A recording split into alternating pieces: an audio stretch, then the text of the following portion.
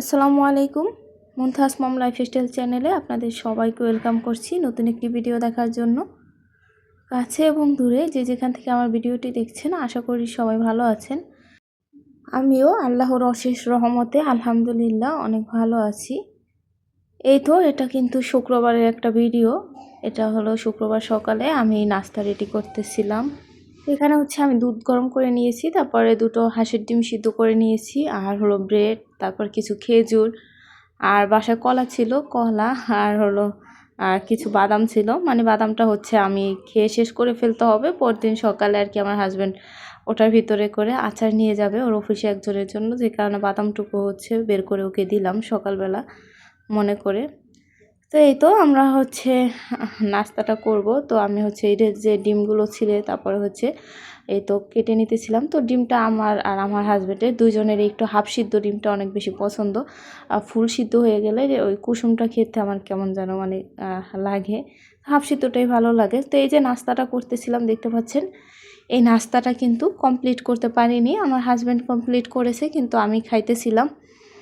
তো সেই মুহূর্তেই কী আর বলবো, শুরু হয়ে গেল ভূমিকম্প। তো আমি ফ্লোরে বসা ছিলাম, তো আমি দেখতেছিলাম হঠাৎ করে কাঁপতেছিলাম। এটা কিন্তু সেই ভূমিকম্পর দিনেরই একটা ভিডিও। তো এই যে নাস্তাটা দেখতে পাচ্ছেন, এই মুহূর্তে এখানে আমি বসা ছিলাম।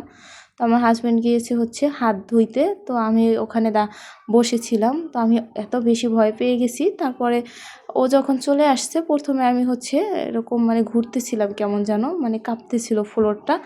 তারপরে ও তখন দৌড় দিয়ে চলে আসলো, আর দেখতে পেলো আমাদের দেওয়াল টেওয়াল সব কিছু কাঁপতেছে।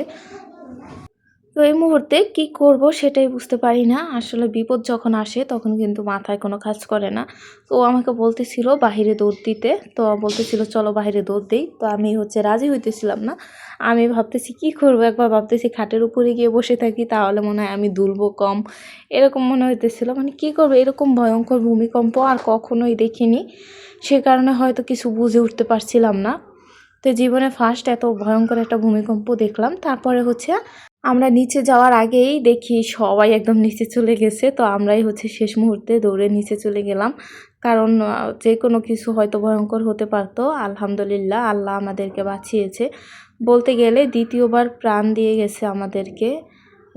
কেন যে এরকম হলো বুঝতে পারতেছি না। আল্লাহ আমাদের সবাইকে মাফ করুক। তো ওই দিন আমি ভয়টা অনেক কম পেয়েছি। হঠাৎ করে হয়েছে, তো ভেবেছি সবসময় তো এরকম ভূমিকম্প হয়, কিন্তু অনেক বেশি যে ধুলেছে সেই জন্য চিন্তা করেছিলাম যে যদি আজকে হয়তো মারা যেতে পারতাম, এরকম চিন্তা করেছি। তো আল্লাহ বাঁচিয়ে দিয়েছে। কিন্তু তারপর থেকে শুরু হলো আমি এত বেশি ভয় পাওয়া শুরু করে দিলাম। ফেসবুকে ঢুকলেই সবসময় যে কোনো নিউজ দেখতাম, এই বড় ভূমিকম্প আসবে, এটা আসবে, ওটা আসবে, সারাক্ষণ এগুলো দেখতাম। আর আমি যেহেতু বাসায় একা, সারাটা দিন মেয়েকে নিয়ে একা বসে থাকি, সেজন্য এত বেশি ভয় পেয়ে গেছি। আমি রান্নাবান্না খাওয়া দাওয়া কিছুই করতে পারতাম না, এত বেশি খারাপ লাগতো, কি আর বলবো। ওই যে শুক্রবার আমি একটু ভিডিও করেছি, ওই ভয়ে আমি আজও পর্যন্ত এই যে আজকে একটা ভিডিও দেওয়ার একটু সাহস পেয়েছি। তাও আবার আমার বোন বলতেছিল।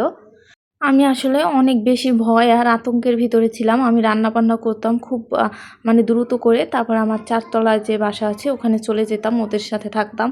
রান্নাবান্না করেও ওদের কাছে চলে যেতাম, ওদের কাছে থাকতাম। যেইটুকু সময় বাসায় আসতাম অনেক ভয় পেতাম, এই বুঝি ভয়ঙ্কর কিছু হতে চলেছে, এরকম চিন্তা করতাম।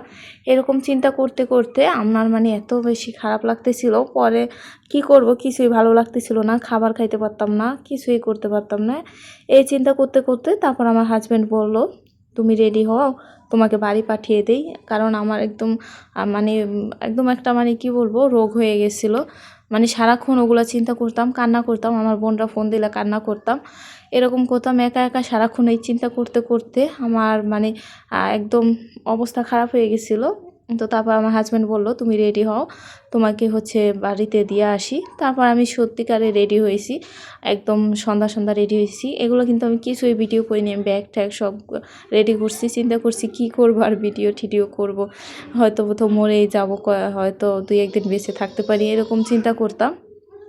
তো এরপরে তো আমি যখন রেডি হলাম, তারপরে মনে হলো আমি চলে যাব ঢাকা। কত মানুষকে দেখলাম, সবার সাথে মিশতেছি, সবাই যখন থাকবে থাক, সবাই যদি বেঁচে থাকে আমিও ইনশাল্লাহ বেঁচে থাকবো। সবাই মারা গেলে আমিও মারা যাব। মৃত্যু কপালে যেদিন আছে ওই দিনই হবে। ভাগ্য আমার হায়াত যেই কয়দিন আছে এই চিন্তা করেছি।